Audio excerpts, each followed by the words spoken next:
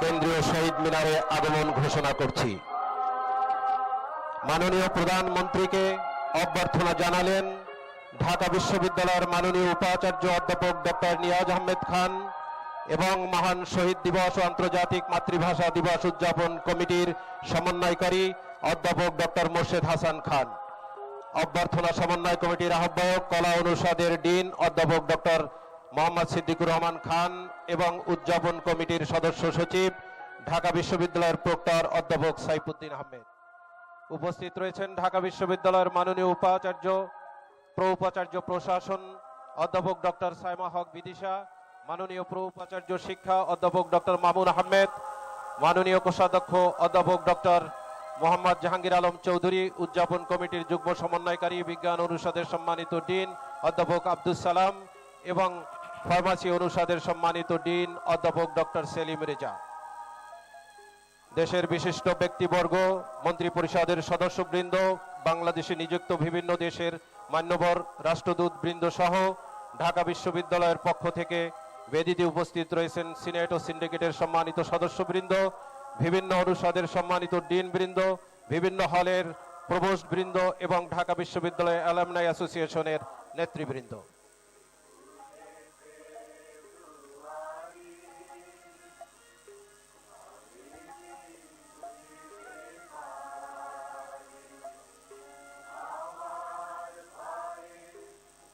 মাননীয় প্রধানমন্ত্রী জনাব তারেক রহমান পুষ্পস্তবক অর্পণের জন্য পবিত্র শহীদ মিনারের মূল বেদির দিকে ধীর লয়ে এগিয়ে আসছেন।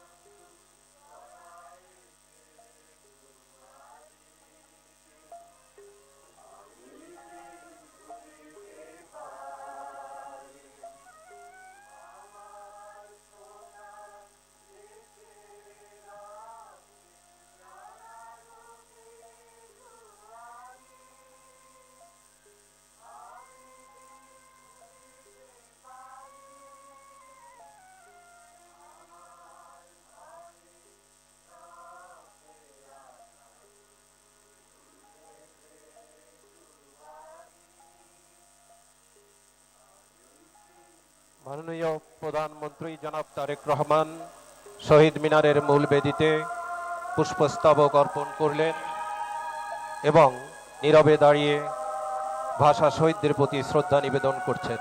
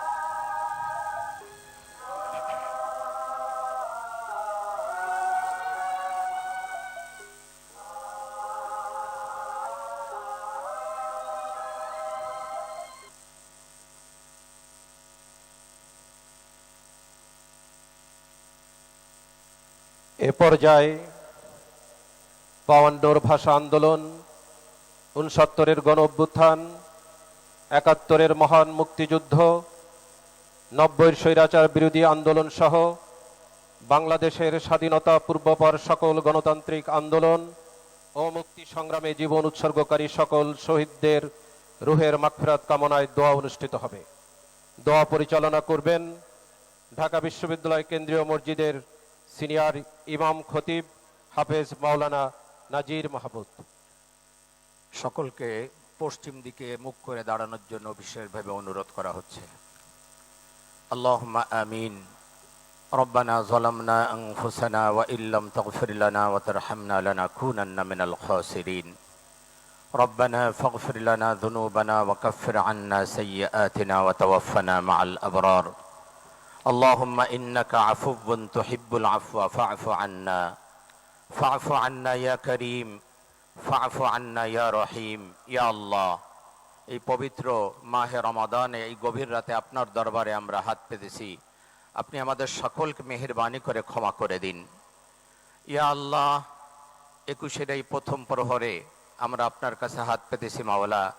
52-এর ভাষা আন্দোলনে যারা শাহাদাত বরণ করেছিলেন সকলকে আপনি জান্নাতুল ফেরদাউস নসিব করে দিন। ইয়া আল্লাহ, 71-এ যারা শাহাদাত বরণ করেছিলেন, দেশমাতৃকার জন্য যারা জীবন উৎসর্গ করেছিলেন, স্বাধীনতার জন্য যারা জীবন দিয়ে গেলেন, তাদের সকলকে আপনি জান্নাতুল ফেরদাউস নসিব করে দিন।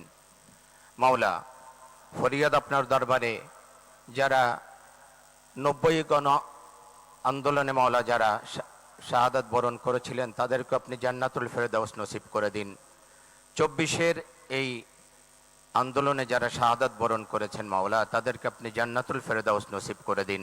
যারা আহত হয়েছিলেন মাওলা, তাদেরকে আপনি দ্রুত সুস্থতা দান করে দিন। ইয়া আল্লাহ, বিশেষ করে স্বাধীনতার ঘোষক মরহুম প্রেসিডেন্ট জিয়াউর রহমান মাওলা, তাকে আপনি জান্নাতুল ফেরদাউসের উঁচু মাকাম দান করুন।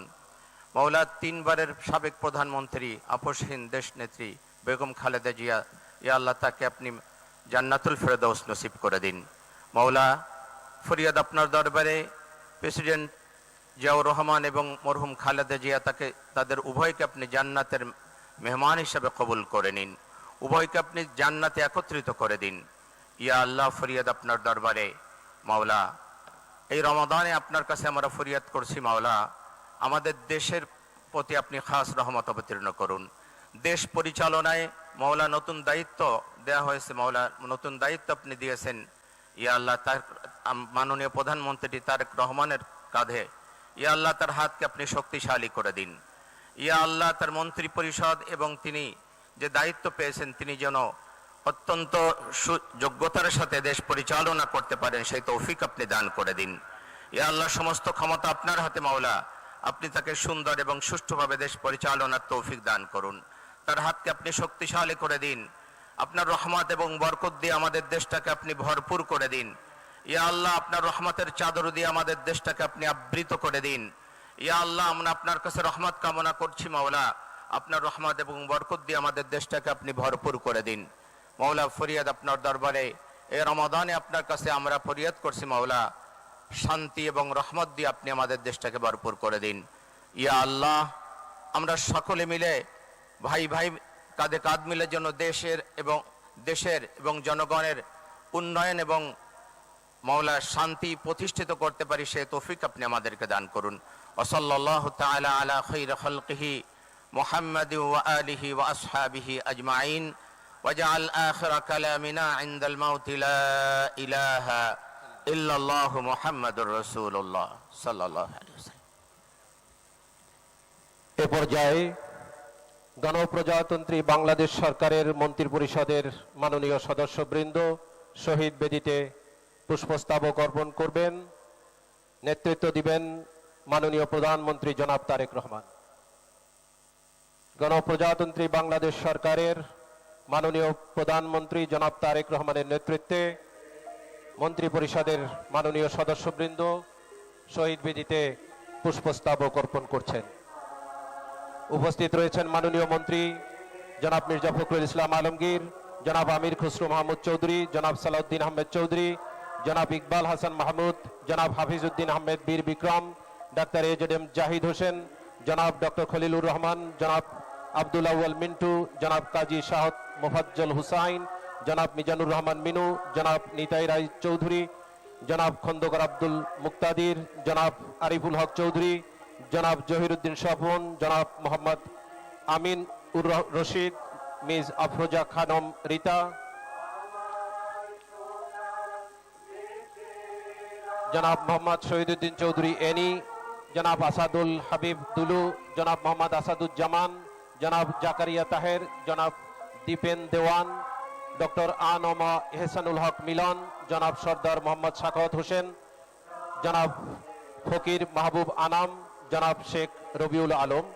উপস্থিত রয়েছেন মাননীয় উপদেষ্টাবৃন্দ জনাব মির্জা আব্বাস উদ্দিন আহমেদ, জনাব নজরুল ইসলাম খান, জনাব অ্যাডভোকেট রুহুল কবির রিজভী আহমেদ, জনাব মোহাম্মদ ইসমাইল জবিউল্লাহ, ডক্টর রাশেদ আল মাহমুদ তিতুমির।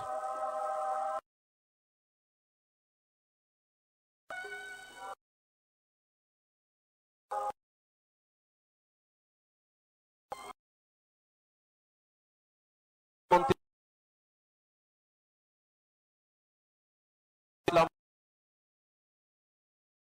শরীফুল আলম,